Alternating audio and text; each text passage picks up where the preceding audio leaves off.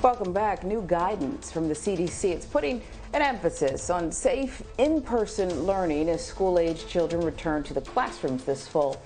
But parents are finding that for kids too young for school, childcare, well, it's become even more unaffordable. Pamela Brown is reporting for us this morning. She says some parents have been forced to take, well, what are drastic measures? I was quoted around $4,300. Tamaya Mitchell-Haas is dealing with a growing problem for millions of parents, childcare costs. Which is actually not the same price as my rent, but more than my rent. A problem made much worse by the pandemic. A model developed by the Center for American Progress estimates average annual daycare costs for a toddler in the U.S. pre-COVID was just over $9,000. But during the pandemic, it almost doubled to nearly $18,000. And experts say relief may not be in sight for families anytime soon. We do think the costs will continue to remain high until these centers are able to operate again. Which is especially a problem for lower income earners, who experts say have had to resort to more drastic measures to find affordable care for their kids, including sometimes leaving work altogether and taking a massive financial hit. We saw over 3 million women leave the workforce over the course of the pandemic, and it's not hard to draw that line between the lack of affordable childcare and their ability to work. So what's behind the surge in tuition costs? Experts say it's out of necessity. There are a variety of factors in play there. Child care centers have increased expenses due to COVID-related protections, like hygiene products, while also losing workers, forcing many to decrease class sizes, according to experts. And now Washington is trying to help. I can't tell you how many people have said to me in the last year plus that childcare is the one issue that is keeping their family from being stable.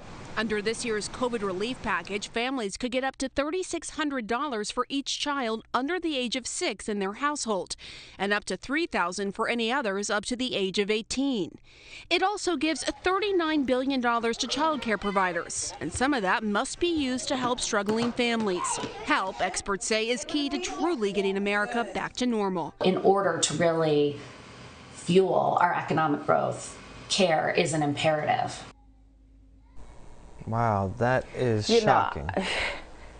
I was tempted to go first and tell you the story of my life, but then I'm reminded again.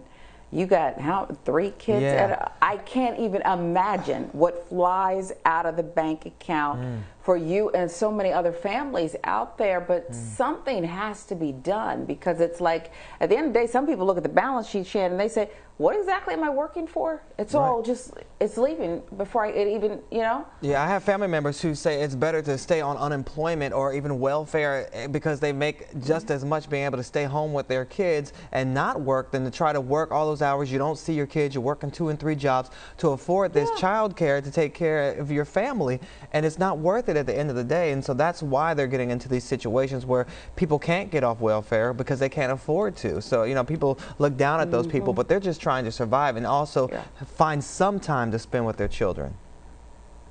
Yeah, and I mean, let's be clear here, okay? I don't believe that we're put on this earth to just go do meaningless work at the expense of our children. And I don't think most people believe that. And so something has to be done here to mitigate some of this. You heard the piece. The Biden administration is now looking at some of this and trying to assist. But it does seem that women in particular are at a disadvantage here, because the numbers don't lie, and so many more women seem to be the caretakers still in 2021.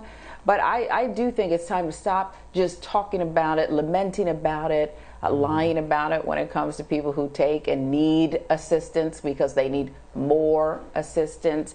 And, we got to figure this one out. Yeah, we really do, because the kids are suffering too. Yeah, the kids are suffering because they're not spending time with their family members. They're being passed around from different places a lot of times because people can't afford the daycare. So whoever can watch them. It's like, who can watch the kid today? Whoever's available, and so they don't have any stability or consistency in their schedule, which throws them off. And even if they do have school, you have after school care, before school care, and that all goes into a part in the factoring in the finances of these families. So I take my hat off, and I commend all the special single parents out there that are trying to balance it all, because it's hard, especially if you don't have a grandparent or someone else that can help you out. Yeah.